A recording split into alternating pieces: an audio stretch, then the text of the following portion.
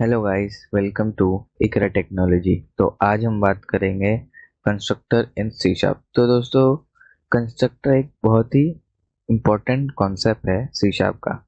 समझो आपके पास एक ब्लूप्रिंट है जिसे हम सी शार्प में क्लास कहते हैं।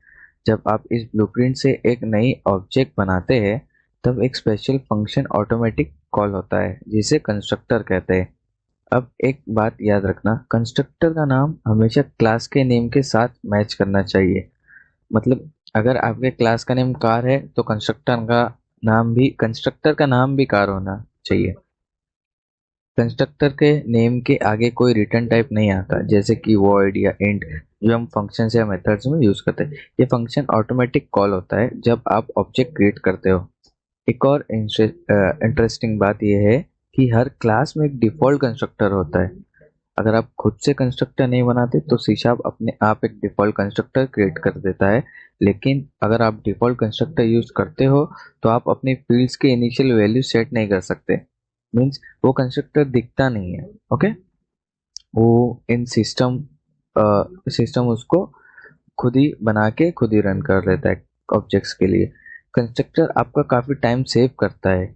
एक ही जगह पे सारी इनिशियल सेटिंग कर दो और बाद में अलग अलग वैल्यू सेट करना नहीं पड़ता। अगर आप ये समझना चाहते हो कि ये कंस्ट्रक्टर कितना यूजफुल है तो लास्ट एग्जांपल को ज़रूर देखो।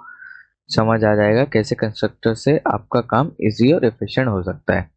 तो यहाँ पे कंस्ट्रक्टर का एक बेसिक स्ट्रक्चर है जो हम पहले क्लास नेम देते हैं। देन कंस्ट्रक्टर जब डिफाइन करते हैं तो हम उसको मॉडिफायर भी दे सकते हैं और डायरेक्ट क्लास नेम देना पड़ता है। एज अ कंस्ट्रक्टर को क्लास नेम से ही बनाते हैं और कंस्ट्रक्टर में जो भी कोड एग्जीक्यूट करना है हम वो फिर लिखते हैं। ओके, तो चलिए, हमने जो बिलो एग्जांपल है हमने वो वीएस कोड में ले चुके हैं। तो आप देख सकते हो इधर विजुअल स्टूडियो में हमने एक कार क्लास है जो हमारी, जिसमें हमने पब्लिक स्ट्रिंग मॉडल ली है हमारी जो प्रॉपर्टीज है। तो आप देख सकते हो ये चीज़ हमने पहले क्लासेस इन ऑब्जेक्ट में भी देखे हैं, बट वहाँ पे कंस्ट्रक्टर नहीं था हमारे लिए बस ये था, हमारे मेथड्स थे, हम उसको ऑब्जेक्ट बना के कॉल कर रहे थे एज अ ऑब्जेक्ट के थ्रू चीज़ों को और उसको वैल्यू असाइन कर रहे थे। तो आप यहाँ देख सकते हो हमने कंस्ट्रक्टर क्रिएट करे हैं जिसमें हम पैरामीटर पास कर रहे हैं। ओके, पैरामीटर पास कर रहे हैं और जो ऊपर हमने मॉडल लिए वो मॉडल में ही वो पैरामीटर को वैल्यू दे रहे हैं, असाइन कर रहे हैं। तो यहाँ पे हमने एक ऑब्जेक्ट बना लिया वो कार का, जिससे हम पैरामीटर में पास कर रहे हैं वैल्यू डायरेक्टली। तो वैल्यू इसमें चले जा रही है मॉडल और कलर में।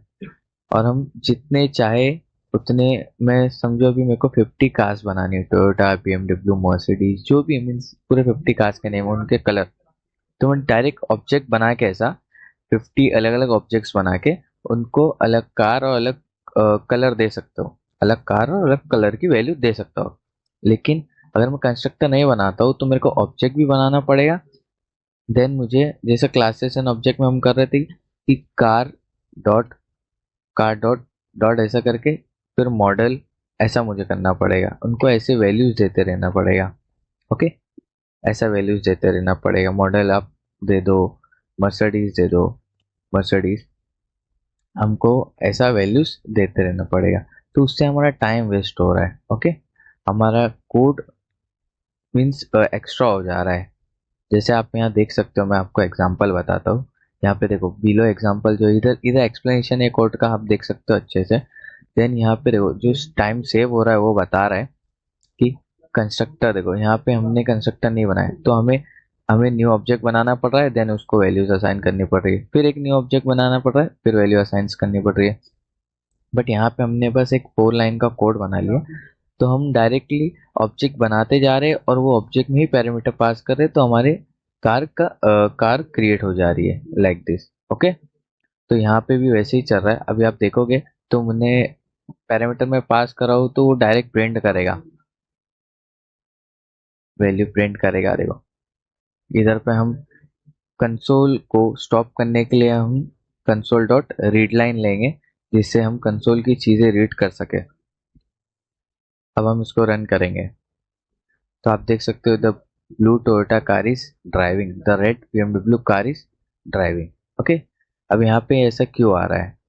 आप जैसे कि देख सकते हो यहाँ पे हमने पहले एक, यहाँ पे इसलिए ऐसा आ रहा है क्योंकि यहाँ पे हमने पहले इसको कॉल कर रहे हैं ऑब्जेक्ट को, तो ऑब्जेक्ट के साथ फिर ड्राइव मेथड कॉल हो रहा है, जैसे car one dot drive. Okay, तो ये ड्राइव मेथड का आ रहा है, कार इज ड्राइविंग जो हमने ड्राइव मूव करे, देन ये आ रहा है। ओके, वो कलर हमारा इधर यूज हो रहा है और मॉडल इधर यूज हो रहा है जो पैरामीटर में पास करे हमने।